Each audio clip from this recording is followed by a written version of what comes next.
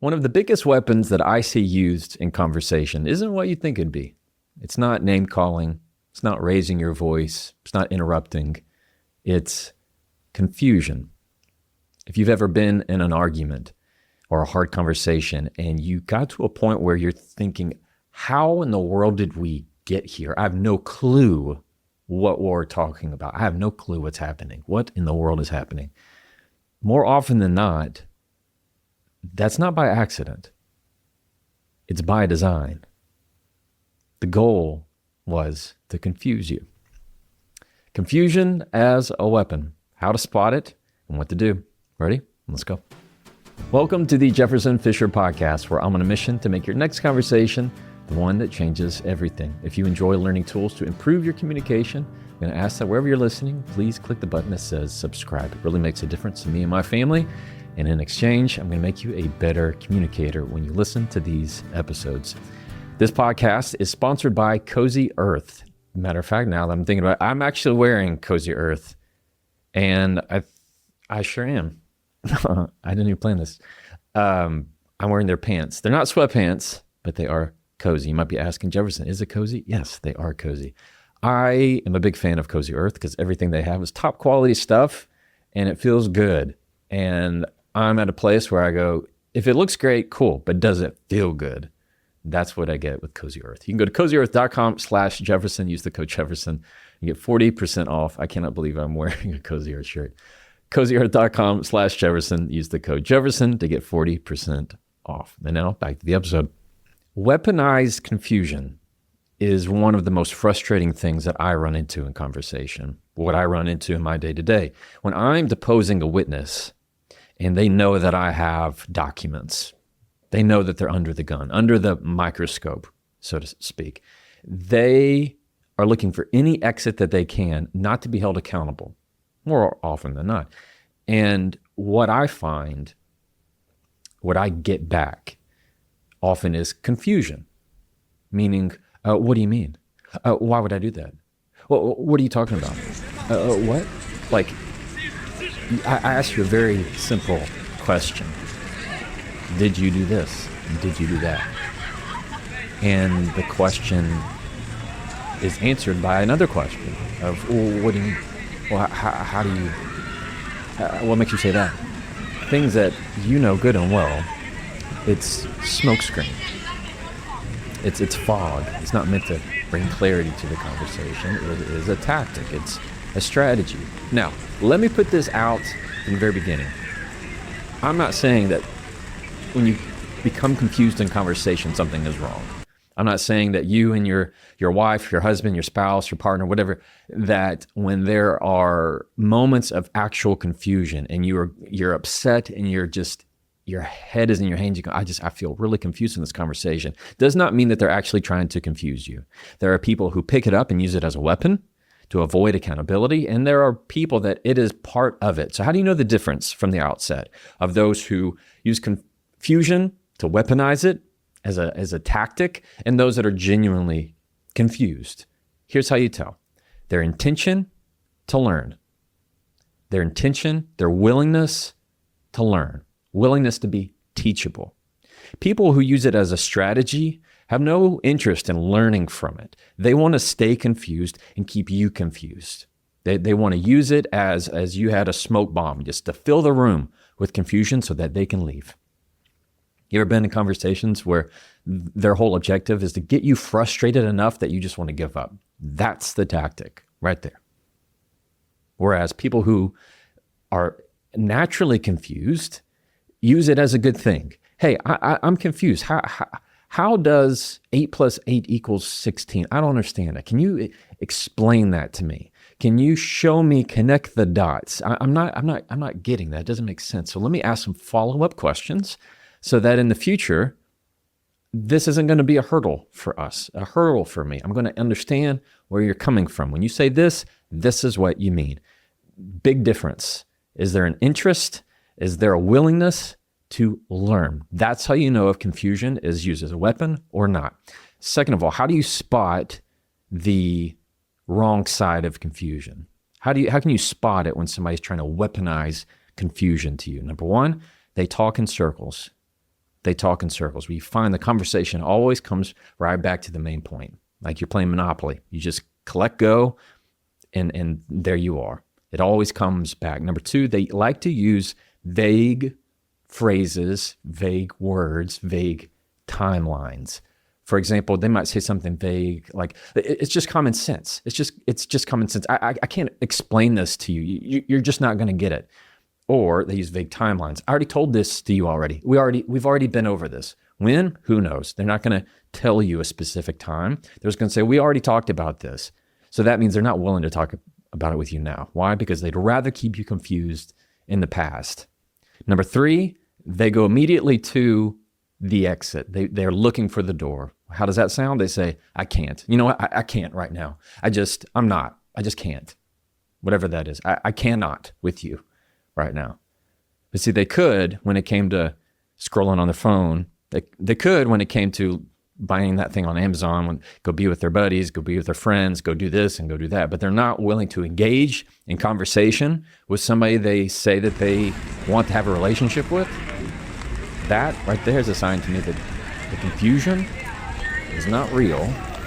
It is meant as a give up. It's a let me wave the white flag so that we can be done with this. That's giving up on conversation. That's not growth. Before we keep going, I want to take a second to tell you about peak. The holidays are getting hectic. They're late nights, big meals, and too much coffee. Is that a thing? I feel like it can be a thing. I've been swapping some of my coffee for something that I know is better for me, especially when it comes to evening, when I want something, not necessarily water. I like to drink Peak. They have these tea crystals that are awesome. This holiday, while others are chasing the rush, find your sense of calm with Peak. Peak is a luxury wellness brand powered by rare plants and cutting-edge ingredients, offering the perfect remedy for the season's hustle and bustle. Their teas, the crystals themselves, are loaded with these probiotics, prebiotics, and postbiotics that support gut health, metabolism, and sustained energy. They're smooth, they taste good, they're rich, gives you a lot of steady focus without all the crash. Me personally, I like to sometimes drink one in the morning, but more often than not, I like to drink one late in the evening because I know coffee is what's going to give me that huge crash and mess up my sleep, definitely mess up my stomach. And so Peak is something that is easy to drink and keeps me clear-headed. Feel the holiday magic and unlock your healthiest glow with the most exciting offer of the season. 20% off site-wide for life, plus a complimentary exclusive holiday bundle. Go to peaklife.com/Jefferson. That's PIQUE life.com/Jefferson. Try it and glow from the inside out. And now back to the episode. So maybe you're asking yourself, all right, I get the 3 points. I get how people use it as circular talk. I see how they want to use vague concepts. I see how they just use it to have a King's X and say, I'm out of this conversation without actually engaging in dialogue. What do I do about it? Well, I'm going to tell you.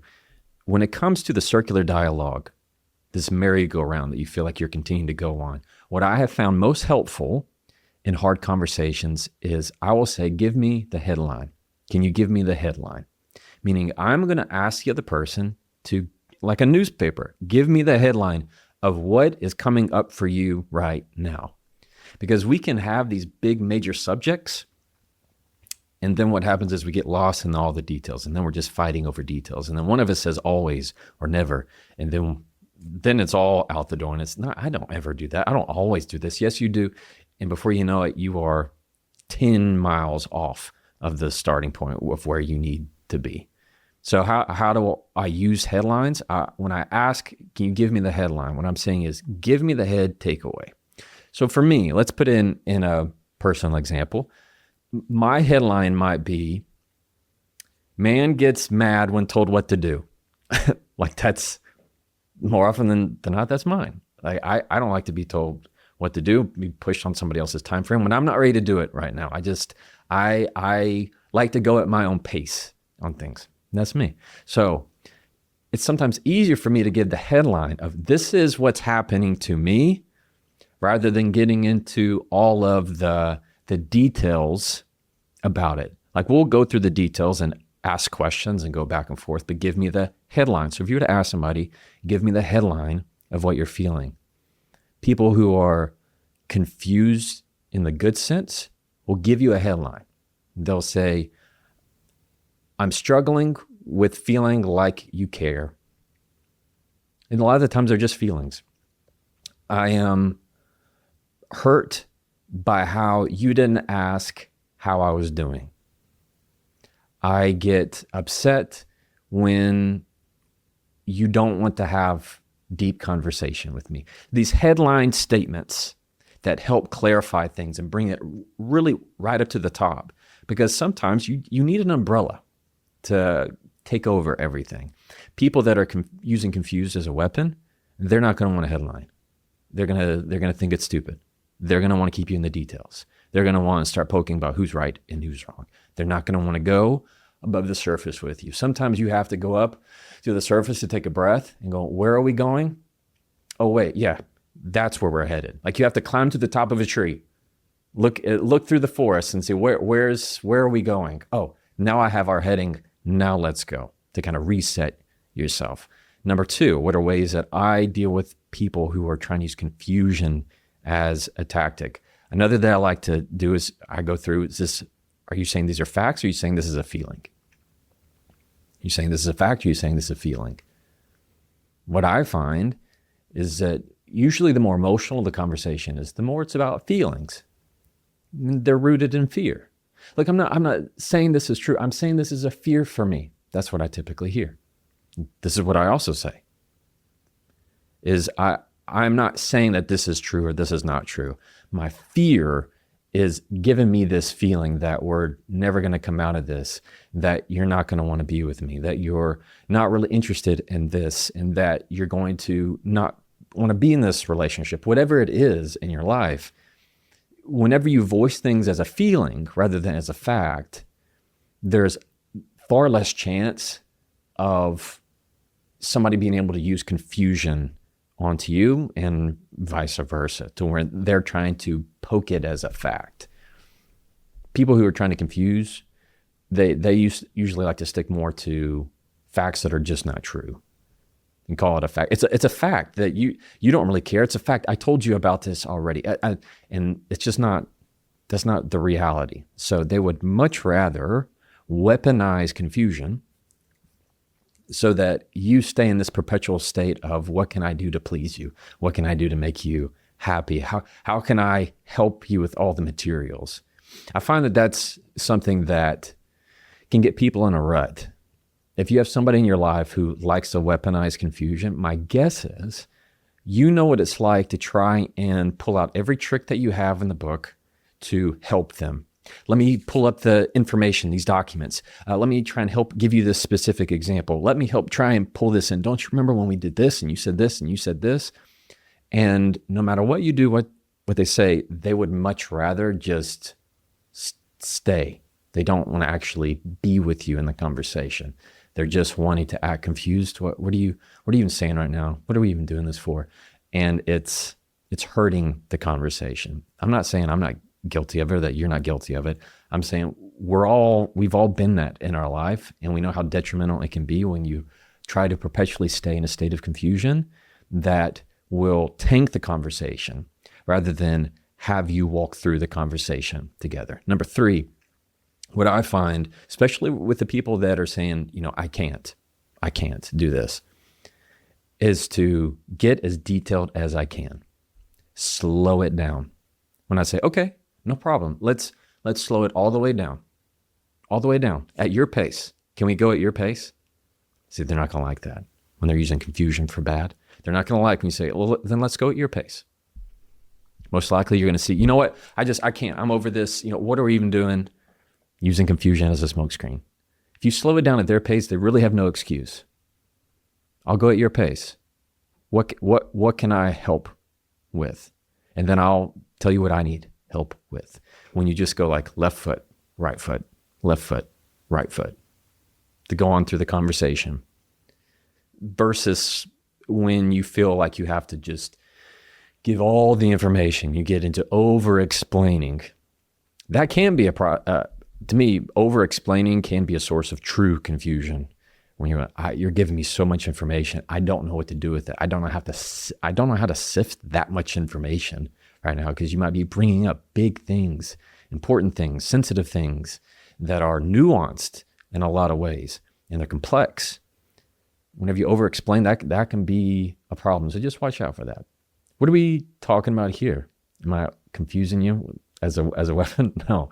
What I want you to understand is that in conversation, there are times when confusion is something that is used as a sign of here is where we can improve. There is also a place for confusion that makes sure that you will never improve because it is being used to strike you down.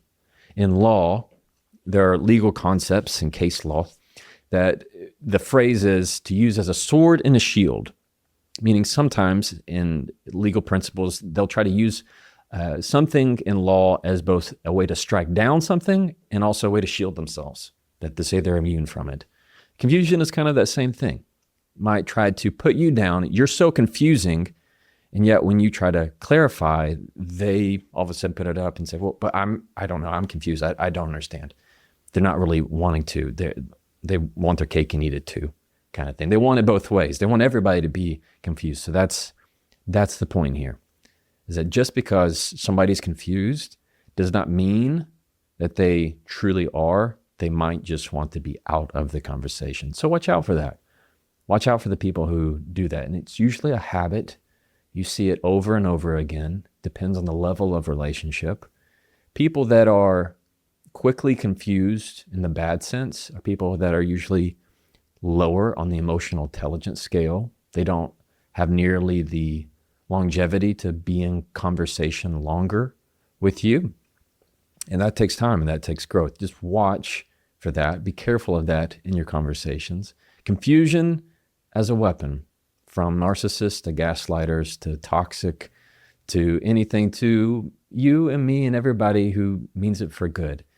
It is not what you do with the confusion. It is your true intent behind it.